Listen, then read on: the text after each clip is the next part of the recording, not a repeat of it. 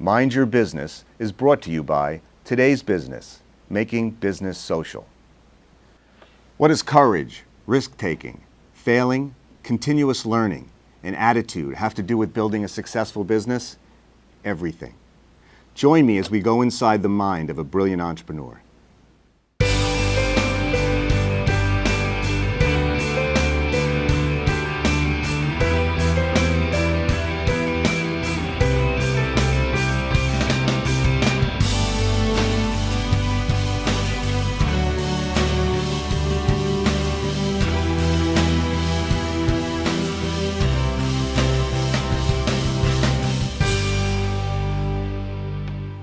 Welcome back.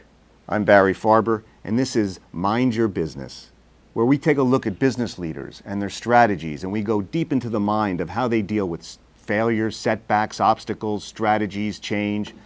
Well, there's many reasons for success, but I'd like to share with you one of the stories I heard that kind of gives you an example of what the most powerful reason why people succeed in any endeavor. There was a sensei, I think it was actually Kung Fu many years ago on the show, where the student asked the sensei, how do I become a black belt? How do I become a master at this? And after repeated questioning, the sensei took his head, they were by a fish pond, and he shoved it in the water, and he kept his head down in the water until he was struggling, and his arms were flying. And he finally, and he came out, could hardly breathe, and the sensei looks at him and says, when you want it as bad as you wanted to take a breath, that's when it'll come.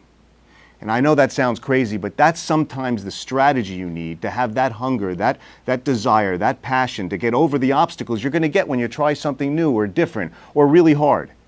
Well, when we come back, we're going to go dive into the many traits and strategies of entrepreneurship with business leader Tom Maoli. Don't go away.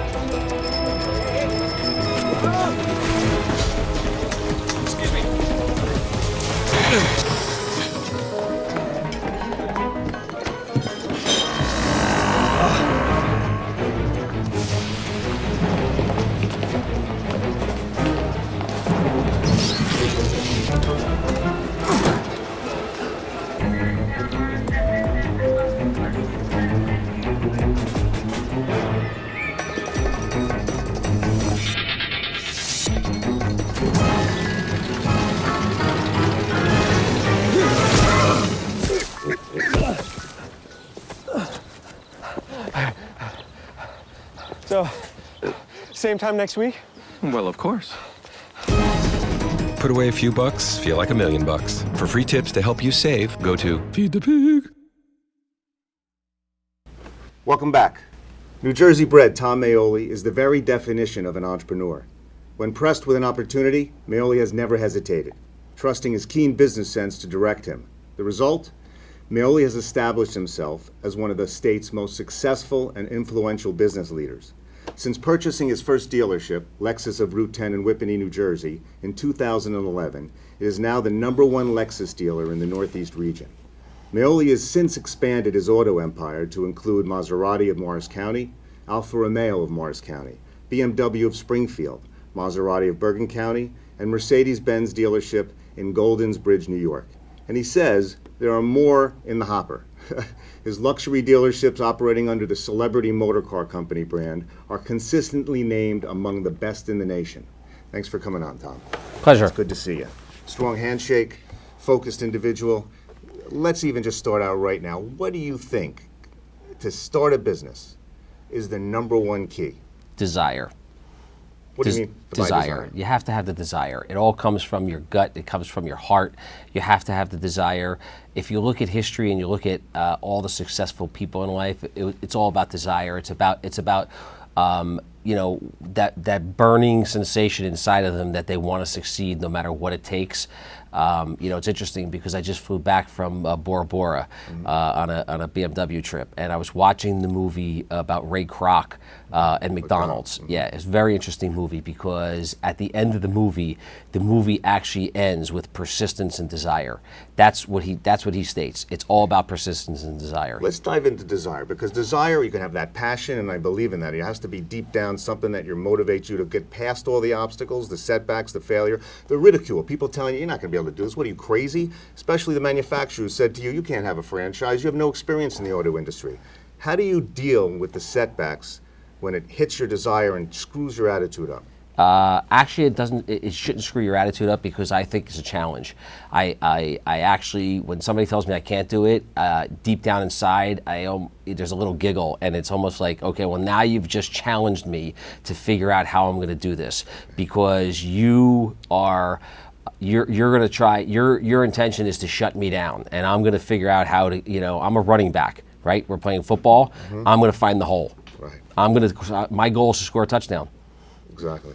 Yep, you're focused. So there's a saying I always go by, no makes me go. Give me no. If I have an understanding of something that has value, that I see an opportunity that'll benefit a lot of people, I love the no. No doesn't mean no. No means maybe come back next time with a different approach. Right. What goes on in the mind of Tom Maoli when you're told no by people that say that it won't work? Well, listen, in order to get to the no, you have to have already identified the opportunity in your mind.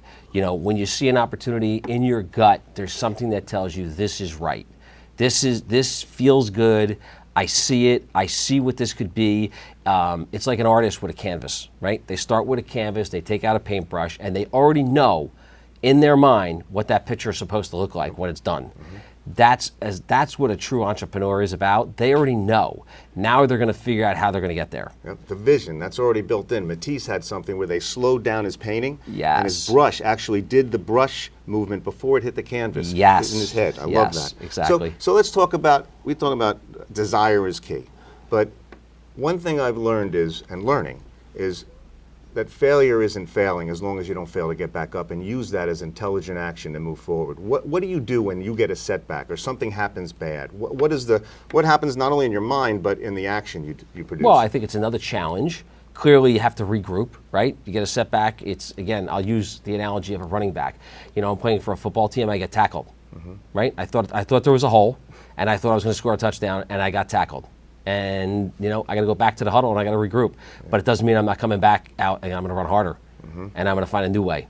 So it's just a matter of it's about persistence. You have to be persistent and saying, I'm going to accomplish this because I see the end result. I know what it is.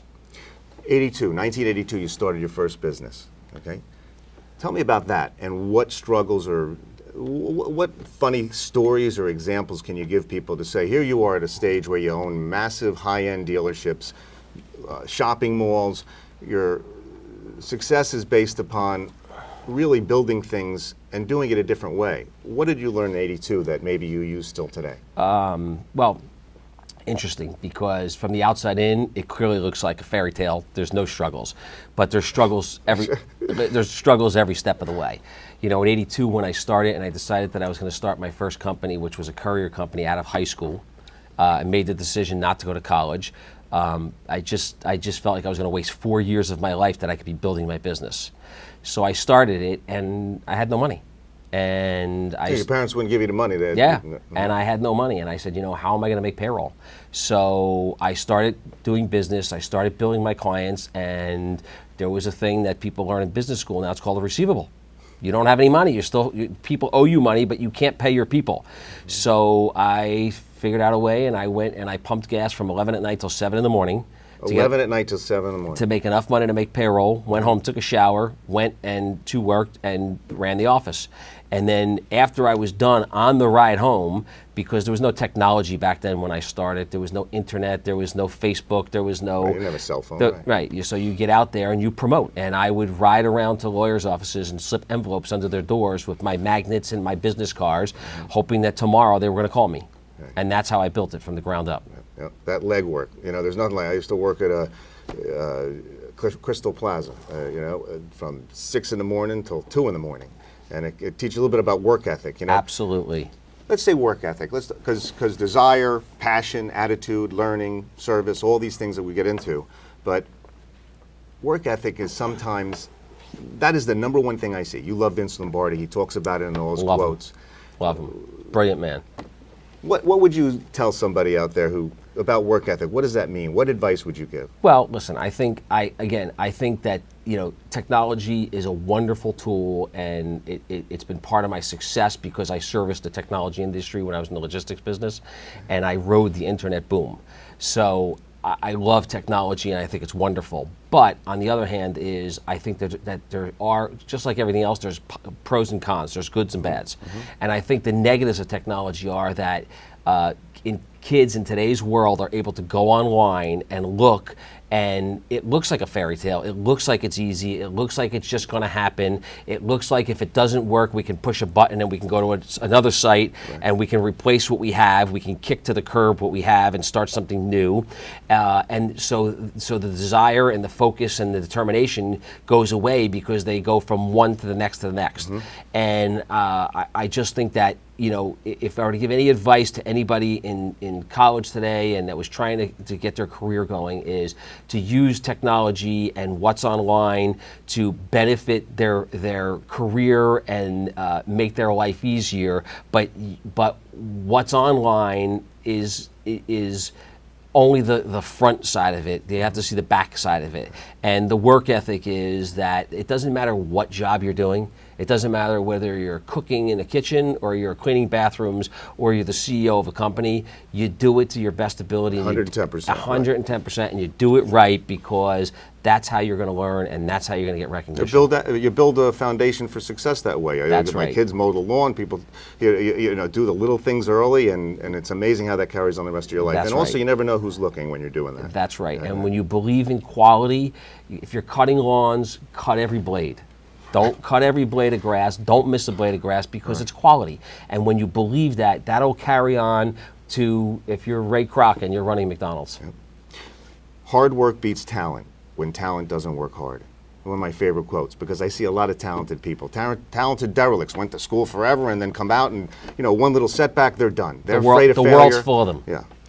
So I'm going to explore further with you when we come back. We're going to get into, I want to talk about service, how to differentiate companies today, because you walk into retail, and even though a lot of online is taken over, Yes. look what happened in the news, where you talk about Whole Foods and Amazon and the things that are going on. But I want to look at how do you differentiate today with the touching points of people that they never forget that they come back because of something unique that differentiated you, especially in a high price market. Right. Why would they pay that? What's the value there? And one tip before we go, I wanted to hear, what would you say to somebody who has failed a lot and they have a passion and desire and they're just not getting anywhere? What would you recommend? I would rethink the strategy. I would actually sit, regroup in a room. I'd get some advice from people who have succeeded, and I would regroup your strategy, because clearly something is wrong. If you're in an industry that is thriving, successful, has business, there are other successful people in it, why can't you do it? Right. Clearly you're doing something wrong. All right, so when we come back, we're going to talk about listening. Absolutely. About learning from the Yes. environment, about mentors, wise advisors to surround ourselves with. I know you didn't do it all by yourself. You have some No, smart absolutely people. not. Very smart. Like Larry, who got you here and gave me all that info. Absolutely. We'll be right back with Mind Your Business and Tom Maoli. Don't go away.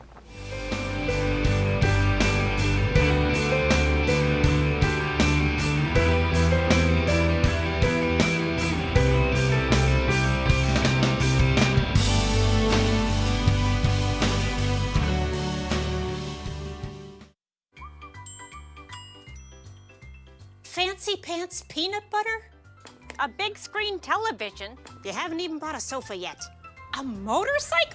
When your father finds out, he's gonna flip his Shoes with 2 buckles? What do you even need 2 buckles for? Mr. Big Shot, buying whiskey shots for everybody in the bar. From the looks of it, I'd say nobody even remembers. Feed the pig. I was .5 credits away from completing high school, and I didn't do it. My support team never stopped pushing for me to be better because they knew who I could become as a person.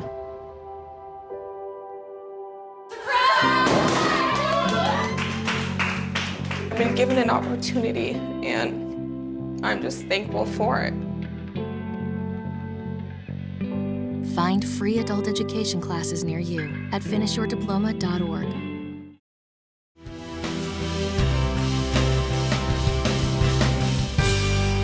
Welcome back. I'm Barry Farber. This is Mind Your Business. Not mind your own business, mind your business, the mind. We're with Tom Maoli, and we're going to go deep in the mind. And I want to start out with risk. I'm going to talk about the fact that I had a guest on. He was a billionaire, made hundreds of people millionaires. He said a quote to me. He says, Barry, there's risk in safety, and there's safety in risk. It was just interesting because, you know, how do you get anywhere? You got to take risks. What is risk to you? What does that mean? And Well, tell me. it's interesting because I don't see it as risk. I see it as opportunity. The way I see it is, people are afraid of risk, and at the end of the day, I look at it as if you don't take the risk, you're putting yourself in a position where it may seem like it's safe, but it's really not safe. What you're doing is you're putting yourself in a position where inflation will eat you alive. When a bank wants to lend you money at 3% and you can make 13% on your investment, so you're making a 10% margin, I'll do it all day long. Okay. That's not risk, that's opportunity. Mm-hmm. See the opportunity. See, most people will see something and say, oh my God, that's bad. Then somebody else will say, that's good. I could take an example here. I always like to use this. You want to unfold opportunity when you fall flat on your face? Had a pen that folds up, right? Pen folds up, snap, unfold it. How much adversity, risk that you spend time and money and investment on molds and license everything, and it doesn't work? Well, you got to look at what do you mean it doesn't work? There's things that happen in failure and setbacks that give you intelligence that you can use and leverage somewhere else. It's gotten me more business beyond the pen. The pen succeeds now, but beyond the pen is crazy. Correct. How do you look at failure? How do you look? You're taking a risk. You're going to fail. You're going to have a setback. You're going to have an obstacle. Well, clearly, how do you learn from that? Clearly, like I said before, you're going to go back to the huddle. You're going to reorganize, and you're going to figure out how you call the play a different way. But it doesn't. And timing is an issue in the marketplace. Just because it failed today doesn't mean it's going to fail tomorrow. It could be the biggest failure in the world today, but it doesn't mean it's going to fail tomorrow. Tomorrow it could be the greatest thing since sliced bread. Yeah. So I think it's persistence, and if you stay with what you believe in, you clearly designed that pen because you believed in it. You believed in it. Mm-hmm. So if you give up on it, it's dead. Mm-hmm. If you continue to persist, there's going to come a time when someone's going to say, that has value, I love it, let's move with it. Right, to keep that faith, to keep That's going. Right. Learning and understanding your environment. The auto industry said, you can't have a franchise, you have no experience in this industry, but you proved them wrong and came up with a way to think out of the box and brought value to that dealership. Yes. Tell us about that. When I first went in, I applied to the manufacturer, to Lexus, and they basically turned me down.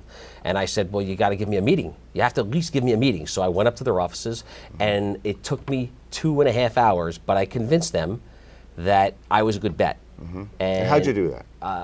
I gave them my experience. I told them what I was going to do. I told them that there's no one that's going to work harder at their business, that's going to care more about their customers and their cars and their franchise. And over time they believed me. Why? And why do you think they went? Because it was in my gut and it was in my heart. It was not just. I wasn't selling them a bag of goods. I was giving them what I really believed in, and they felt it. They saw it. You can't sell that. No, you can't. If you don't believe in it, like when I work with a lot of sales forces, and I talk about when you go on a call, confidence is the #1 factor. But if you don't have the intelligence, the research, the backing, the foundation, when you go in, I mean, forget 99% of it is listening and understanding the customer. But if you go in with no passion or not a Right. belief in what you're selling, get out of the business. Anything. You have to believe in yourself, number one. You have to believe that you can do it. You have to believe in then what you're doing, and then I call it theater of the mind. You have to create a theater. You're on stage. You have to create a theater. You have to get that audience to clap. What about learning? How much do you spend time learning, reading, research? Every day, every minute. Every day, every minute you're learning. I'm a student of any business, of the world, of banking, of the politics, of anything. You're always learning. If you think you know it all, then you're done. I think it was a basketball coach said, once you know it all, you don't learn anything. It's what you learn after you know it all. That's what it is. It's that's what right. you learn after you know it all that counts. That's right. And have that open mind. That's right. That's right. So what goes on in the mind of when do you read? Do you study people? do. You have mentors? I study people. I read. I look at history. History is very important because obviously history repeats itself, and you can look at other people's failures, other people's successes, and you can learn from that. You can learn from your employees every day, what they do, what they see. They're on the ground. They see it much different than I'm seeing it now because I'm in the dugout, right? I'm calling the play from the dugout. They're on the field now, so I see it, they see it differently. So you have to listen, you have to get the information, and then you have to make the decision based upon what you see. Again, when you're making that decision, you're already seeing the painting, you're seeing the end result. Right. Service today, what is different that you do? Because that's a big passion of yours, I know, but there's so many companies that it's in their advertising, it's everywhere. We deliver, come to us. But it has to be delivered 3 feet from the customer every day. What do you do? Service is about one thing. It's very interesting, and I was at a national dealer meeting in New Orleans, and the global chairman of Lexus came up to me and he said to me, this is after they denied me and then approved me. He came up to me in a crowd of at least 2,000 people and found me, and he said to me, hey, what are you doing different? Because I see what's going on, and he said, clearly you're doing something, I want to know what it is. And I was joking with him, and I said, well, I'm not going to tell you, because then you're going to tell everyone else. And but really what it's about, it's hospitality and connection with the customer. You have to understand that customer and what their needs are, and how to push their buttons, and how to get them to like you and associate with you. And it's not really about what you're selling. Obviously, I'm in the car business. It's not about cars. It's about connecting with the customer. It's about making that customer feel like they have a value. And when you can connect with that customer, and every single customer on that level, then you're successful. Then you got a home run. Listening. So it's funny. I'm doing a keynote talk for a group that I worked with 20 years ago. So I said, let me have your top reps in the country and in the area that I'm speaking about. I speak to the top reps. I ask them questions. Why do they think they sell well? What's their success strategy? Then I ask for their customers. Then I ask permission to interview their customers and record the conversation. And I ask them, why do you buy from them? What differentiates sales reps? What turns you off? Right. Do you know it's the same thing they said 20 years ago? There's no difference. People think there's some magic today. Oh, this is old. Yes. It's the basic fundamentals. We stick to the basics, and you never have to go back to them. That's right. Exactly. But again, it comes down to desire. As an employee, as a salesperson, as an owner, you have to have that desire to want to figure that out. And when you can figure that out, it's not work. It's fun. It's fun figuring people out. It's fun figuring out how to get people to what makes them tick. What's your definition of success now? For all these years and the companies you've run and the people you've worked with? I think, listen, clearly there's a financial indicator of what success is, but that's not the end all. It's really about happy customers, happy employees, lending institutions that will finance your deals when you walk in the door, investors that'll say, hey, I want a piece of you, I want to invest in you, I want to throw money into your deals when you don't even need them, because you don't need their money. But the reality of it is that success, when you have respect of all of that, then I think you're successful. The founder of Ralston Purina, William Danforth, said this quote, I'll never forget it. He said, catch a passion for helping others, and a richer life comes back to you. Yes. And in that statement, it sounds like from your employees, customers, vendors, everybody, you add value to these people. You're adding value. And you know what's so funny? People come to you when you don't need it. That's right. You know, there's a quote we had on another show, and it was just the fact that, look, you know, people, you know, don't. I could say this right now, but it's a whole nother show. But those who desire nothing possess everything. Yes. It sounds like desire nothing. You have no Right. motivation, enthusiasm. Yes. Right. Yeah. But again, How do you do that? There's a you know, there's a state of mind and there's a energy that you project, and you know, there's such a thing as trying too hard. When you're young and you're hungry and you're ready to run through a brick wall, you don't realize that, you know, you're gonna bleed a little, right? And there's some value to that. There's some value to it. There's no doubt there's value to it, and you need that desire, and you have to Right. run through that brick wall. But when you get to the point when you really are successful, then it all starts going the opposite way, and it comes to you because you're sending out that energy that you've got it under control. Every piece of your machine is working, and people want to be a part of that. Yeah. They want to be a part of a success story. It's interesting. Is there anything we left out? We could talk. Got a few minutes. Yeah. What about your family? You have beautiful daughters. Yes, you're very two proud daughters. of? Absolutely, two daughters. One of them is my older daughter right now, who's going to High Point University, Veronica, and she's studying to be. She's majoring in entrepreneurship. It's a shocker. Yeah. Well, it's it's interesting because as a young girl, I used to take her to all my real estate closings, and you know, she. Funny story. She was in 6th grade, and I took her out of school into a real estate closing, and she made my wife get her a briefcase and a pinstripe suit, and so she funny. showed up, and we were in the middle of the closing, and she said, you know, Dad, you can't sign the papers. And I said, why? She said, you can't sign those papers. So I had to go out in the hallway and figure out why we couldn't sign them with the lawyers, and it was because something was spelled wrong. No way. Oh, it was amazing. It was so she's got it. She's, you know, and she's learned young, and I think she's got big desires. She had me in New York City this weekend looking at hotels and apartment buildings because she wants to build luxury hotels and apartment buildings, and she's got this whole concept in her head of what she wants to do. Well, I'll bet you it's not what you said to her. It's what she was exposed to. Yes. Through osmosis, she picked all that up. Absolutely. Yeah, it's amazing. Yeah, no doubt. You know, it's a pleasure. I could talk for another half hour. You're a gentleman. Well, I appreciate you coming thank on. you, And, thank you. Thank very, you for having me. Congratulations on all your success with everything. You deserve it. Nobody works harder than you. Thank you for having me. Yeah, appreciate it, Tom. Great. This has been Mind Your Business. This is Barry Farber. See you next time.